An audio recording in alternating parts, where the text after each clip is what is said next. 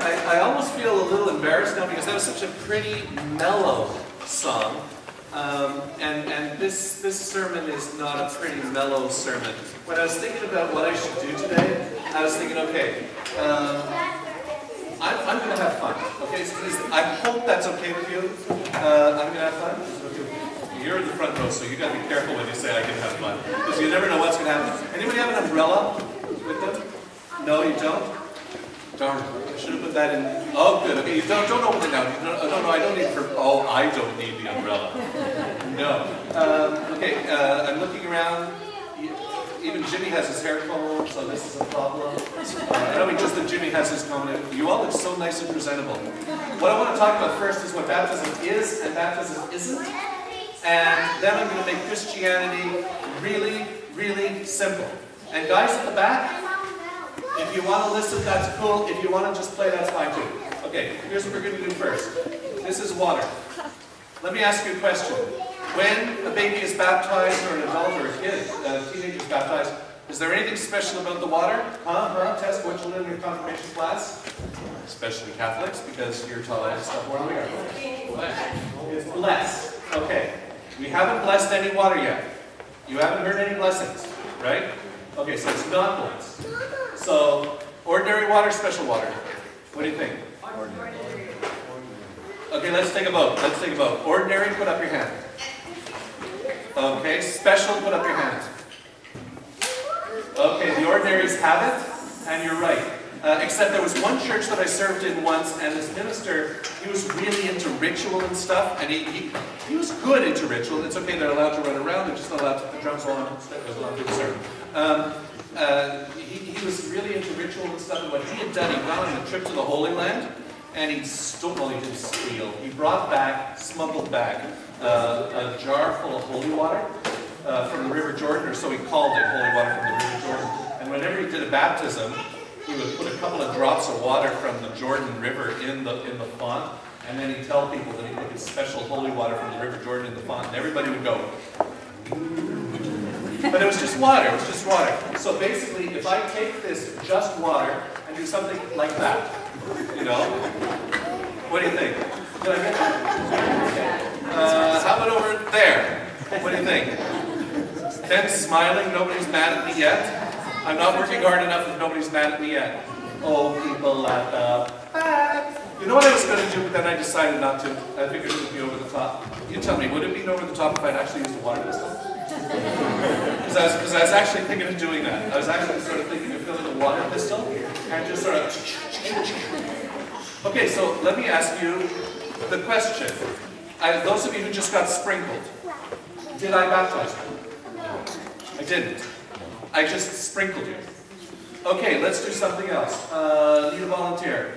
Oh, Nim, you're holy. Come and be my volunteer.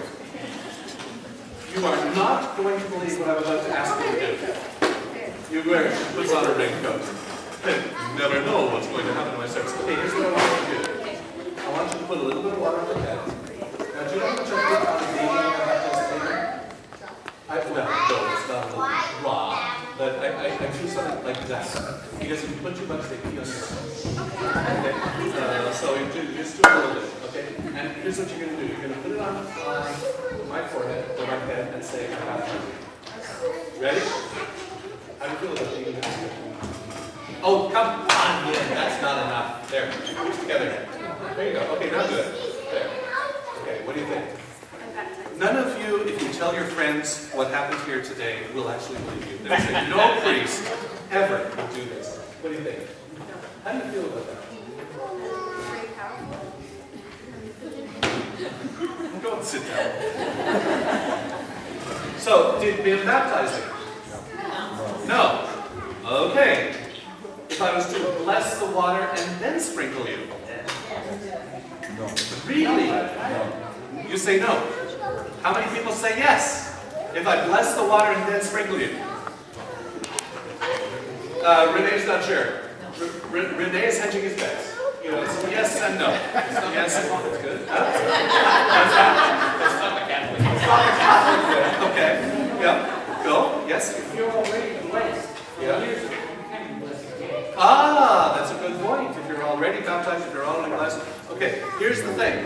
The yes and no, that's just whipping out. You know, you gotta take it. Here's what it is. What's missing, if I just because I had so much fun, I'm going to do it again. If I do that, you know, how far did that get? I didn't get as far as you, Caleb. Oh, sorry. If I got Greg, it might go, everything's short out. But anyway, if I just do that, or if Min comes up and just sort of sprinkles water on my head to make a point, the thing that's lacking, the thing that's missing, the thing that's not there is intentionality. Okay? I'm playing around. And if I had brought the water pistol, you know, there's some, you know, boundaries that even I would go beyond. But if I had brought the water pistol and filled up the water pistol, and no matter how well I got you with the water pistol, it's lacking intentionality. You know, it's making a point. And what baptism is about is intentionality. And that's really what I want to talk about. Sorry I keep bobbing up and down, it's not, and I'm not sure I want this on YouTube anyway. We do the sermons on YouTube these days for people who used to be part of the parish who live in the far parts of the world. Anyway, so it's intentionality. So the question then becomes, do you agree with that? That it's about intentionality? Otherwise, every time you took a shower, you get baptized. Well, that's a little bit of an exaggeration. But it's got to be intentional. So what is the intention in baptism? How does it make sense, and in what way does it make sense to bring a baby, or sometimes in this church you do teenagers and sometimes adults? In what way does it make sense to sprinkle water on a person's head? Like, is it magic? Well, no, it's not magic. I'll answer that question myself, because some of you may say, ooh, yeah, it's not magic. What's the intention of baptism? It's a fresh start with water. Joey said it, fresh start. That is one thing, yeah. Anybody else want to jump in? No? You don't want to jump in? Deep end of the pool? You're nervous now, eh? You're afraid that if you say something, I'm going to jump on your head. Joey, you got it there. You got it. Part of it's about a fresh start. And I want to say this, and I'm not going to spend a whole lot of time on it, but I want to say it because it would be, frankly, irresponsible to follow up without saying this part. The word sin comes into mind. Now, church people who go way back with the church often have a weird notion of what sin is. Sin is anything which breaks and damages a relationship, or damages a relationship. Let me say that again because I blew my mind. Sin is anything which breaks or damages a relationship. And I'll tell you a story. One time, when I was pretty new here in this church, I was sitting with a couple in my office and we were talking about baptizing their baby and stuff like that. And I was going through the service with them, and I wanted to talk about sin. And they didn't want to talk about sin. Now that's pretty common. The minister wants to talk about sin. Nobody else wants to talk about sin. And we started talking, and I was trying to get their understanding. And it was the typical stuff, you know, the church people have, you know, stealing from the cookie jar. And inevitably, when you're talking to church people, they bring up one of the big 10, you know, the 10 commandments that you can't break. And usually adultery is way up there. You know, you're not allowed to murder people. Stealing, bad. Jealousy, not so good. Adultery, that's the real bad one. You know, and they bring up these big sins, you know. And then we start talking about the baby, because in baptism, what we're trying to do here has something to do with sin.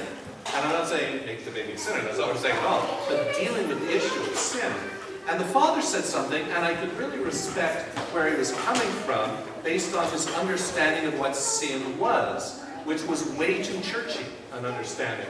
He said, I can't believe that my kid is a sinner and has got to be washed clean from sin. Like, a little tiny baby, hasn't committed any sins yet. My response was this. You know, as your child grows up, you're not going to have to teach him how to say mine, and you're not going to have to teach him how to hit and be jealous and da-da-da-da-da. That comes naturally. What you're going to have to teach him is to love, to share, to give. And I sort of got that point, but he wasn't willing to admit it. And then I said, let me give you a new definition of sin. And I said, forget everything you've learned in church about sin and just define it this way. Sin is anything which damages or breaks a relationship. And he said, well, if you're going to use that definition, everybody's a sinner. Got it in one. Because that's what it is. And so what we're saying here today is not that Gino is going to grow up to be perfect, nor that any of us, because we have a faith or anything like that, are perfect. Not at all.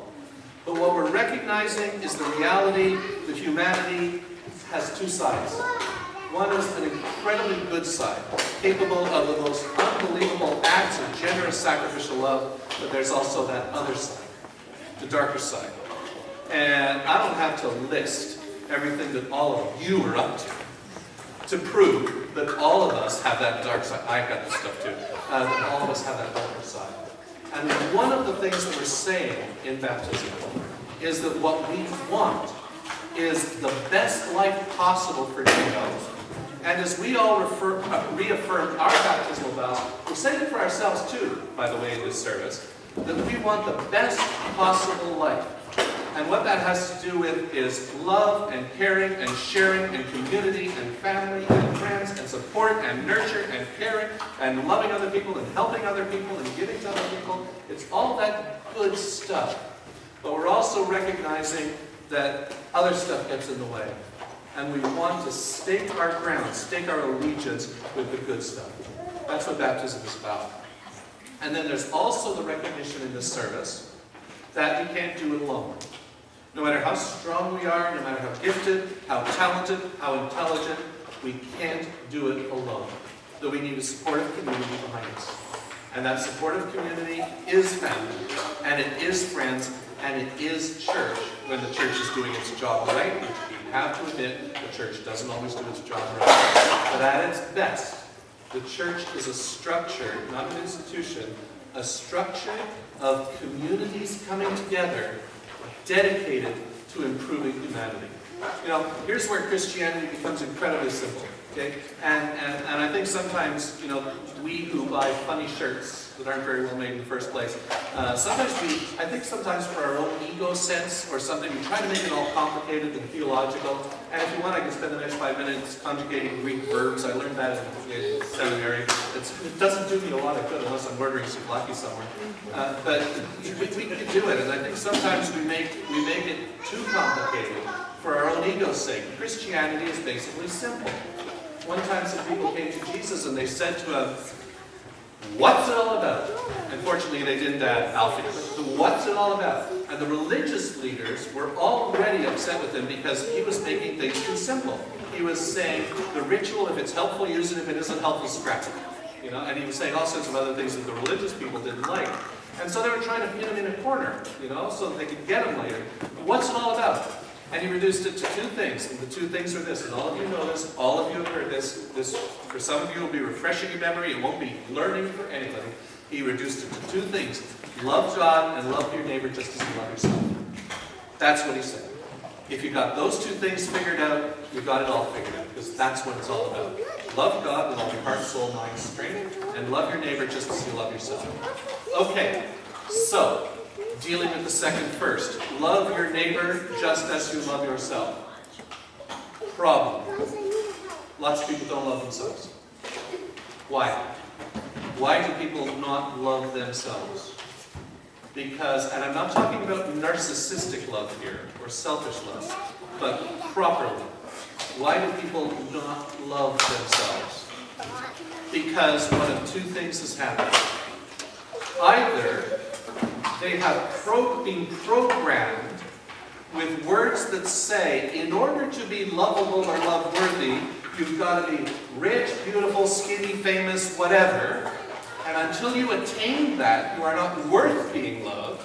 Either they bought into that, or somewhere along the line, someone or someones have programmed them that they are a failure, that they are not strong enough, not beautiful enough, not rich enough, not successful enough, that somehow they are not good enough just the way you are. When Jesus is saying, love your neighbor as you love yourself, what he's doing is creating a new standard here. And the standard that he's creating is, and I'm going to say this in God language because I can't think of another way of saying it, is a divine standard. You see, he started with love God with all your heart, soul, mind, strength. Love your neighbor as yourself. What he's saying is love God to the best of your ability. He doesn't say love God perfectly. That would be ridiculous. But he says love God to the best of your ability. And it's in that relationship, it's in a love relationship where you discover truly who you are. Let's just imagine for a second. course, everybody here who is married to the perfect spouse, right? There is no husband in this room that leaves his underwear on the floor of the bedroom, right? Why are you laughing? You mean there are imperfect men here? There is, whoa, I think I better stop here because I could really get in trouble if I continue this part. But my point is, you know, in our limited humanness, our ability to love is flawed and imperfect. But when we put ourselves in that position of loving God as best we are able, we're stepping into a different place.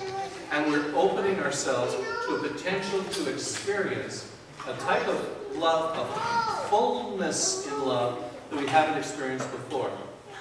And when that fullness of love begins to be experienced, and for some people it's a moment, it's like a snap of fingers, but for most of us it's a journey into understanding the nature of God's love. When we begin to understand that love, all that programming that told us we're not good enough, that unless you attain that standard, you're not worthwhile enough, that you'll never marry the right person because you're not successful enough, etc., etc., etc., that programming begins to dissolve. Sometimes it shatters. You know, it just gets broken. Sometimes, for most of us, it starts to dissolve. So in light of God's love, what we begin to discover as the false programming dies is we begin to discover that we are indeed love-worthy. And we begin to discover, and this one would be a hard sell. We'd have to, you know, talk about this one over probably more than one glass of wine. But we begin to discover the power that the programming has had on us in life. See, if you just continue on down a path in your life without looking left or right, this is just your path. We all just sort of accept it for what it is. But if you begin to see that some of the path we're on, and some of the self-image that we have, we've been programmed into that. And some of the programming is really kind of negative.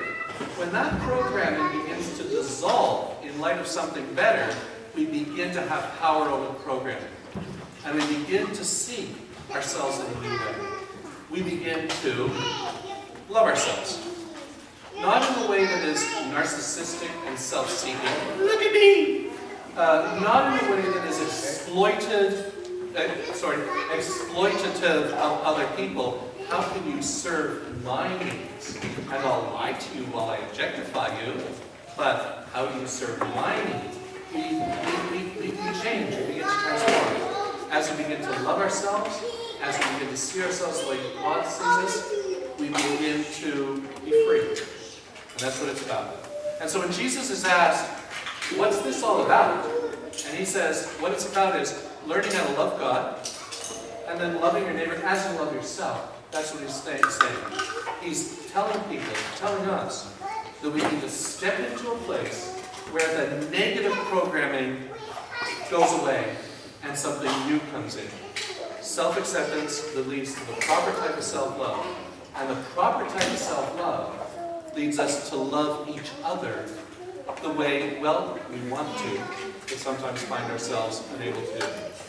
I got to bring it back to baptism, because of course this is about baptism. What we're saying, parents and sponsors on Tito's behalf, and when we affirm our own baptismal vows a little while later, is that, yeah, you know, I get it. That in his life, there's going to be some really, really bright, beautiful, wonderful high spots. How can't there be with a family like you guys? Of course there's going to be wonderful things happening to him. There's also going to be some dark stuff. He's going to have to deal with stuff that parents don't want their kid to have to deal with. He's going to have to. He'll be surrounded by a loving family and a loving community. And the hope, the intention, one of them, in baptism today, is that at least in part, because of what we do here today, he will grow up with a healthy, strong, well-integrated, whole personality that will enable him to live a life of love where he feels both able to be loved and able to give love as well. Because that's what it's about. So the message of Christianity is basically really, really, really simple. It's about knowing God's love, and that love changes lives. So that's the sermon. And boy, was it short, wasn't it? So now that we've talked about it,